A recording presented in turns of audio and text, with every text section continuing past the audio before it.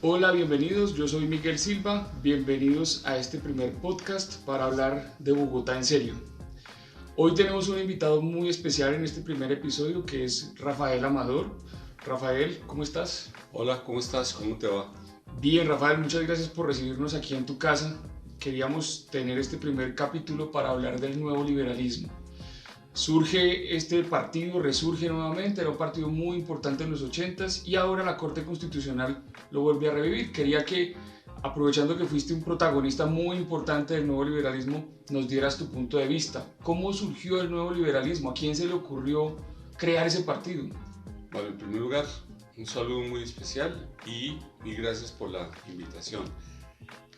El nuevo liberalismo surge en el año 79 por una convocatoria que hace Luis Carlos Galán, un líder que irrumpía en la vida nacional, rebelde, que había manifestado su descontento con los poderes establecidos, con los partidos políticos que estaban totalmente anquilosados y sobre todo el liberal al cual él pertenecía. Sentía frustración de que este partido, que en el pasado ha sido el promotor de las grandes reformas, se había clientelizado, había corrupción y la gente estaba cansada y el país estaba en una tremenda crisis social y también de violencia con el narcotráfico. Y Galán, interpretando esa situación como hombre visionario, quiso construir una nueva alternativa de la interpretación de la sociedad colombiana y llamó especialmente a los jóvenes de aquella época a unirse y a luchar y a organizarnos para construir una fuerza política. Ese es el inicio del nuevo liberalismo. Éramos muy pocas personas. Y muy jóvenes, ¿cuántos años tenías? Como 25 años, alrededor de 25 años. Pero yo había conocido a Galán desde antes, en la universidad. Él ya había salido de la universidad, yo estaba en el primer año de universidad, incluso fue profesor mío.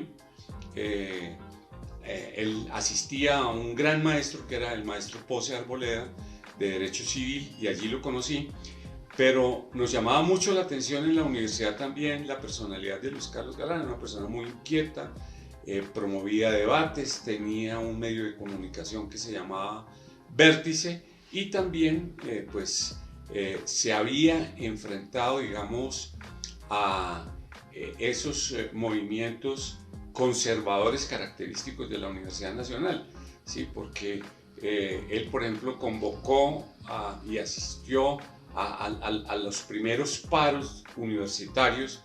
Yo no asistí en esa época, pero ese era el antecedente que teníamos nosotros, y además que era una persona que escribía, que agitaba ideas, que era un líder, y realmente ahí yo lo conocí y posteriormente tuve la oportunidad de trabajar con él en Nueva Frontera, que fue donde nació el nuevo liberalismo. Nueva Frontera era una revista del expresidente Carlos Lleras y él era subdirector de esa revista, y la verdad es que allí pude percibir la capacidad de estudio que él tenía, y además para todos los jóvenes que estábamos allí fue una gran escuela, porque era como hacer una maestría, ¿sí? De seguir los problemas nacionales, y además el hecho de que Carlos Lleras fuera el director, pues nosotros llegamos a las reuniones de redacción y dirección de la revista, y Carlos Lleras nos comenzaba a preguntar, bueno, ustedes leyeron Le Nouvel Observateur, el Washington Post, The Economy. Yo en esa época pues no sabía contestar el tiempo y toda esa cosa, y Galán pues sí era avisadísimo en eso, y era una persona muy estudiosa, y pues, se hacía la interpretación de los problemas de ese momento, pero claramente desde allí se identificó que había un problema político y que por lo tanto debía haber una propuesta para cambiar la política en Colombia, y nos convocó a eso, a transformar la política, a dar un nuevo testimonio, y ahí nació el nuevo liberalismo. Porque nosotros no buscamos unas curules, ni buscamos tampoco apenas la presidencia de la República. Nuestra ambición es mayor, mucho mayor. Nosotros buscamos es una nueva sociedad. Siempre adelante, ni un paso atrás. Con unos objetivos de luchar contra la pobreza, contra la inequidad, contra la corrupción y contra la miseria, y también con el objetivo fundamental de pagar la deuda social. Has hablado de algunas personas que estuvieron en el nuevo liberalismo. Por supuesto, la figura de Luis Carlos Galán fue una de las más importantes, pero el nuevo liberalismo fue muchas personas más allá de Luis Carlos Galán. ¿Quiénes recuerdas cuáles eran los perfiles de la gente que estaba en ese momento en el nuevo liberalismo, que ayudó a fundarlo en ese primer momento? Eran universitarios, como tú dices, pero ¿quiénes más estaban ahí? ¿Qué perfiles tenían? Bueno, era un movimiento que tenía una composición mixta, porque a Galán también lo respaldaban personas de mucha tradición y personas con mucha experiencia, como el mismo Carlos Lleras, ¿sí?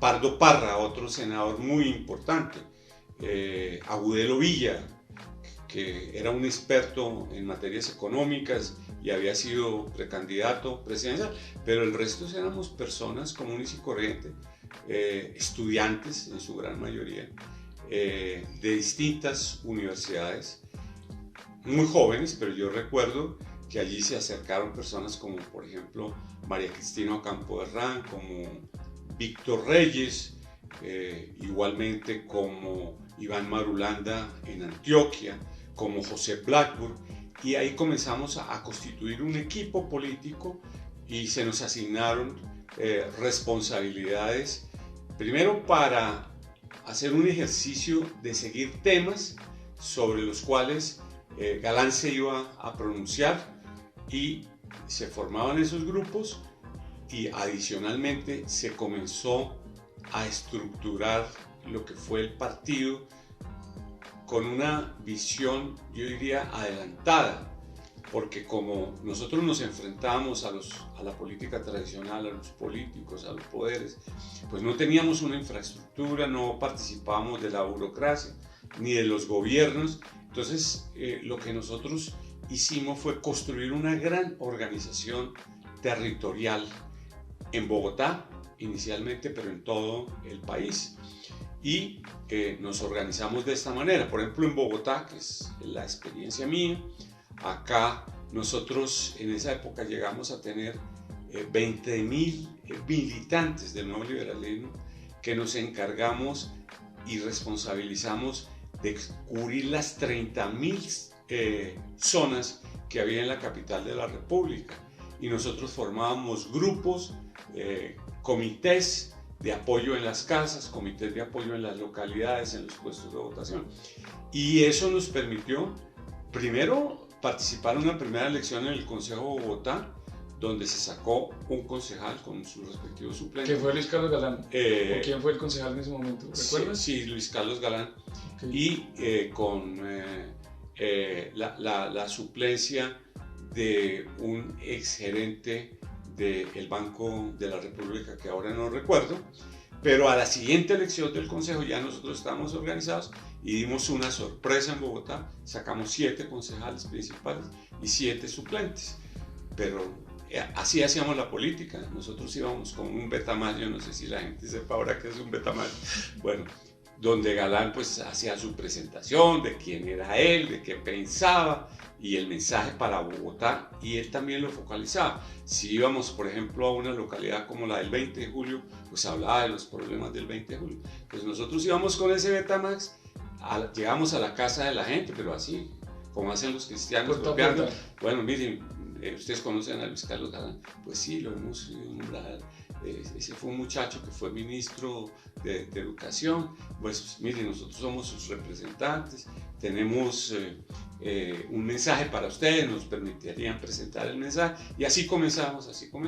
Y ya después venía Galán a hacer también esos recorridos a través de unas convocatorias, oigamos a Galán en el barrio Egipto, oigamos a Galán en el barrio Teusaquillo, etcétera, etcétera.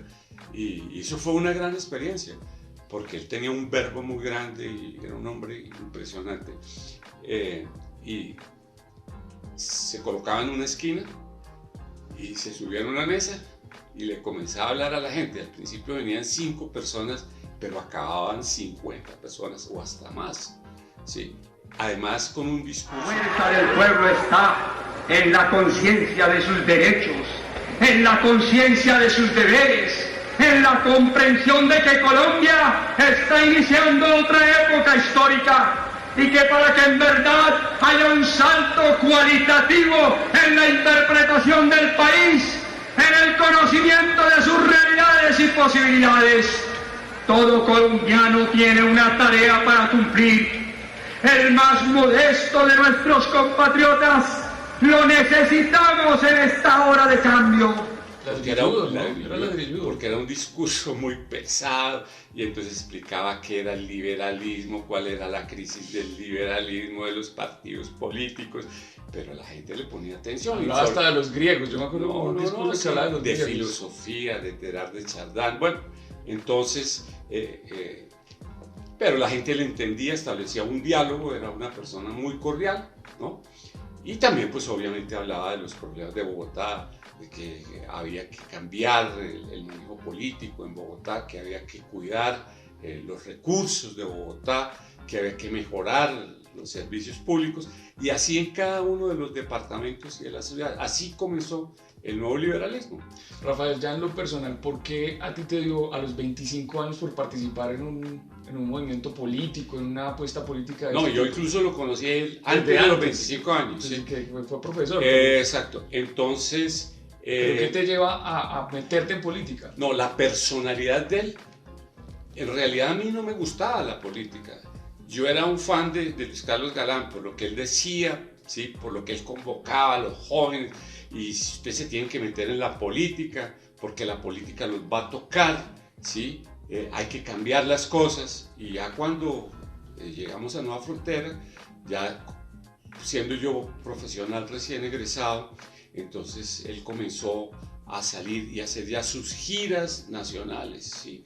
Y en realidad a mí no me gustaba la política, y estando trabajando con Carlos Lleras, y nos invitaba, por ejemplo, a los eventos, a las manifestaciones, y yo me hacía en el último sitio donde no me vieran, pero me entusiasmó, era una persona que de unos valores grandes, humanos, y comenzamos a trabajar con él, y luego comenzamos a hacer proselitismo con él, ¿sí? Y cuando se fueron a hacer las listas, yo me acuerdo, las primeras listas del nuevo liberalismo, la primera del consejo me dijo: Amador, yo quiero que tú me acompañes en las listas del nuevo liberalismo. ¡Qué horror! Yo no he pensado nunca, que a mí me encantaba todo lo que tenía que ver con el cuento del movimiento bursátil, es decir, estaba enfocado a los temas económicos. No, la política no, pero yo te acompaño a ti porque tú me generas credibilidad y confianza. Bueno, seguimos ahí a las próximas elecciones, ya yo muy involucrado en la campaña, pues tanto que en esa campaña él me dijo: Rafael, yo quiero que tú seas el tesorero de mi campaña. Le dije: usted está loco. Sí, yo no tengo contactos en el mundo financiero, ni me muevo, digamos, alrededor de la gente que tiene recursos. Y había una compañera que es ampliamente conocida, que era Patricia Lara. Yo le dije: nombra a Patricia Lara, que ella era de una familia pues muy prestante, industriales y tal cosa. No, me dijo: quiero que seas tú. Y bueno, y me metí en eso, y comenzamos a imaginarnos cosas, porque era muy difícil conseguir la plata. Entonces, cuando hacíamos la publicidad, los botones y los stickers y todas esas cosas, nosotros en vez de regalarlos, los vendíamos, ¿sí? Igualmente los documentos, entonces vendíamos los documentos, y ahí fue surgiendo, y era una locura porque no teníamos plata para la campaña. Entonces esos jóvenes, mujeres también había, obviamente. En la primera campaña dijimos, ¿Eso fue como el año 82? Sí, en el año 82. Dijimos, bueno, ¿de dónde vamos a sacar la plata? ¿No? Entonces, un pagaré, firmemos un pagaré. Primero no lo recibían en los bancos, la firma de nosotros, bueno, pero al fin hicimos un pagaré, ¿sí? Como de unos 50 millones de pesos entre una cantidad de gente, pero eso era una locura, ¿sí? Llegar uno a la casa y decir, mire, acabo de firmar un pagaré para financiar la campaña de Luis Carlos Galán. ¡Está loco! Primero búsquese el qué trabajar antes de ponerse en esas locuras. Y así nació, con mucha mística, con mucha fe. Bueno, y transformó la política de Colombia, ¿sí? Desafortunadamente lo asesinaron y se perdió una esperanza. Nosotros quedamos en el vacío, ¿sí? Y la verdad es que hemos guardado, se puede decir, 30 años de luto, ¿sí? Algunos de nosotros ya dentro de la actividad política trabajamos con otras organizaciones políticas, salimos elegidos y adquirimos responsabilidades públicas, pero siempre pensando en que era necesario reivindicar las ideas de Galán, ser defensores de ese patrimonio ideológico y dando testimonio en los sitios que nosotros estábamos. Y cuando se cumplieron los 30 años de Galán, que fueron unos actos que se celebraron con mucha alegría, allí nosotros volvimos a decir, no, tenemos que volver a lograr la personería jurídica, y comenzamos a trabajar, y lo estamos haciendo desde hace 4 años, pero éramos 3, 4 personas, ¿no? Y luchamos por la recuperación de esa personería jurídica, acudimos a todas las instancias, al Consejo Nacional Electoral, al Tribunal Superior de Cundinamarca, al Consejo de Estado y finalmente a la Corte, pero cada vez nos la negaban, ¿sí? Nosotros tuvimos la convicción de que era posible hasta que llegamos a la Corte, y la Corte entendió que habíamos sido un movimiento que habíamos sido exterminados, que mataron más del 50% de nuestros líderes, pero principalmente a nuestro líder, a Luis Carlos Galán, y nos dieron la posibilidad de volver a hacer política y de participar en las próximas elecciones del 2022. A ustedes les tocó un contexto muy difícil, muy violento de los 80, el auge del narcotráfico, todo el cartel de Medellín persiguiendo al nuevo liberalismo, y eso significó pues ataque sistemático, de violencia sistemática contra los miembros del nuevo liberalismo. Pero además de la violencia, ¿qué era lo más difícil en los 80s para hacer política en Colombia? Pues yo te puedo contar una anécdota. Con el tema de la violencia y de la persecución, pues Galán estaba amenazado, Rodrigo Lara estaba amenazado, y muchos de los líderes en esa época, ya yo era representante de la Cámara, ¿sí? Y bueno, los bombazos, toda esa violencia terrible, y mis vecinos, ¿sí? Me dijeron una vez, en una de las juntas de los apartamentos, hombre, Amador, nosotros estamos muy preocupados porque vemos gente rara que te mira, que está como pendiente, y ya nosotros comenzamos a recibir llamadas, mire, sabemos que usted está ahí, es decir, que lo tenían a uno pisteado, y comenzó todo ese tema de las bombas y toda esa cosa, y esos vecinos me dijeron, mire, Rafael, estamos dispuestos, ¿por qué no te vas como 2 meses o 3 meses a algún sitio y nosotros te pagamos las vacaciones a ver si pasa esta tensión, ¿sí? Porque pues entonces le tenían que poner a uno escoltas, toda esa cosa, un despliegue, primero que uno no estaba acostumbrado, ¿sí? Y pues esa fue así fue como vivimos nosotros la violencia. Rafael, ¿qué pasó después del año 89? A Luis Carlos Galán lo asesinan en Soacha, y después, ¿qué pasó con ustedes? ¿Qué pasó con todos esos militantes del nuevo liberalismo? Porque pareciera como que se dispersaron, hicieron otro tipo de cosas. Algunos se fueron a otros partidos o crearon organizaciones políticas, o los otros se fueron a la vida privada, ¿sí? Y se olvidaron. Yo continué mi carrera política dentro del Partido Liberal, ¿sí? Y allí tuve la oportunidad de volver a ser representante, fui senador y fui concejal de Bogotá, ¿sí? Pero otras personas crearon nuevos movimientos ¿sí? Como Cambio Radical, otras personas después trabajaron en la U, también había gente de izquierda, porque el nuevo liberalismo era un movimiento que tenía todos los matices. Clara López alcanzó a estar en el nuevo liberalismo. Clara López fue concejal del nuevo liberalismo, siendo ella una persona liberal, pero de izquierda. Y teníamos una apertura, ¿sí? Éramos una organización suprapartidista, ¿sí? Donde había personas de avanzadas hasta personas más conservadoras. O conservadoras, sí, y también gente que después apareció en la guerrilla, que fueron colegas míos. Ah, sí, del nuevo liberalismo. Del nuevo liberalismo, sí. Ok. Esta nueva etapa del nuevo liberalismo, ¿qué significa para el país? Es decir, ¿por qué es tan importante el resurgimiento del nuevo liberalismo justo en este momento? Pues hay una crisis tremenda, ¿sí?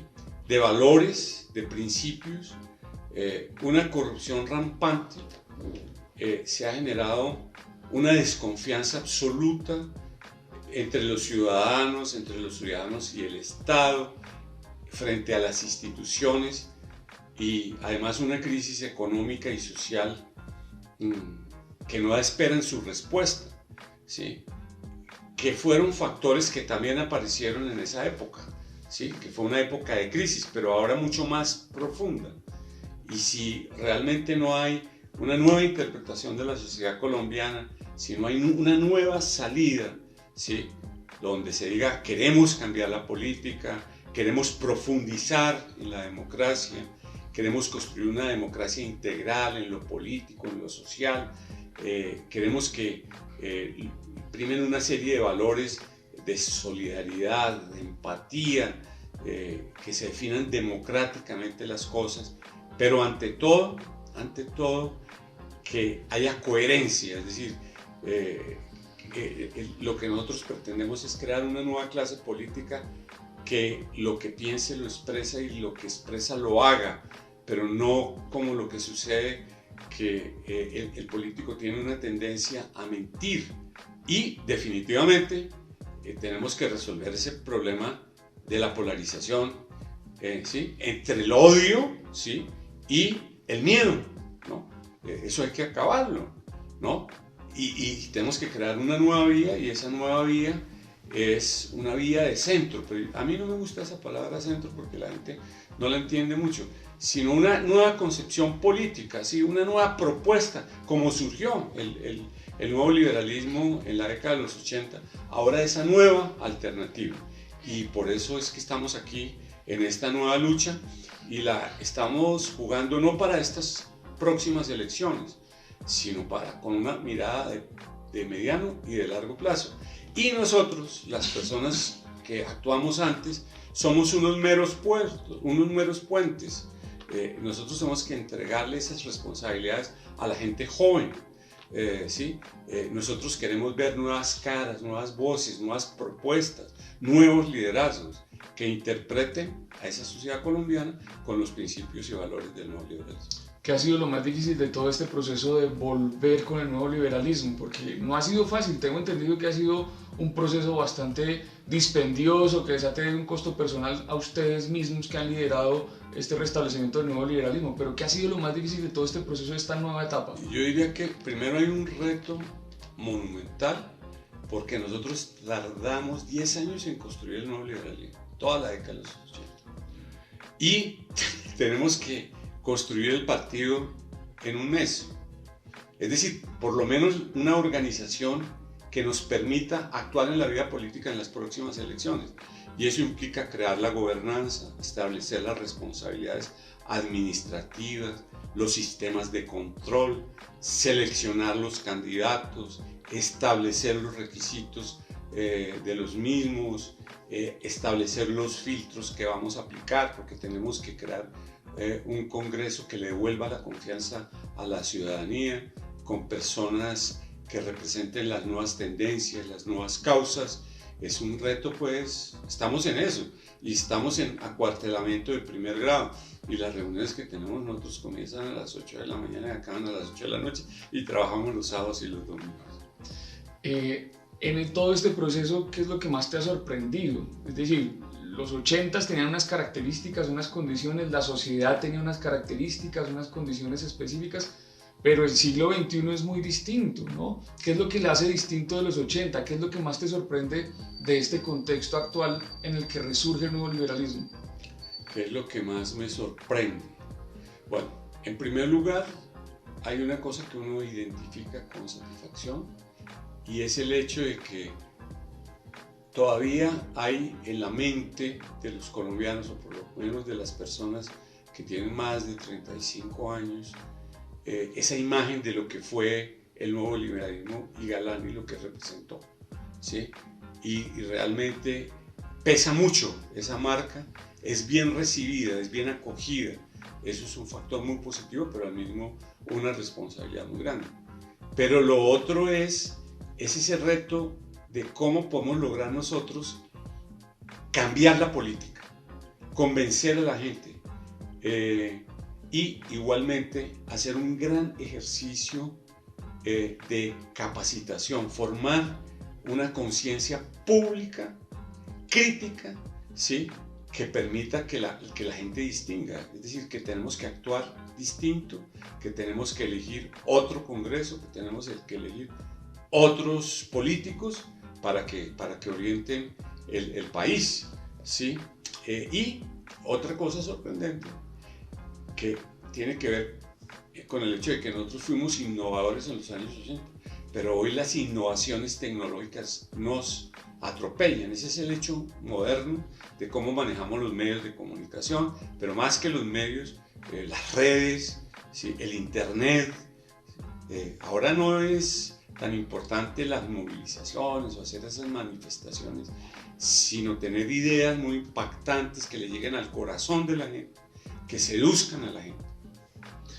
Bueno, Rafael, muchas gracias por recibirnos en tu casa en este primer episodio de Bogotá en Serio. Gracias. Y pues esperamos seguirte consultando sobre temas de ciudad.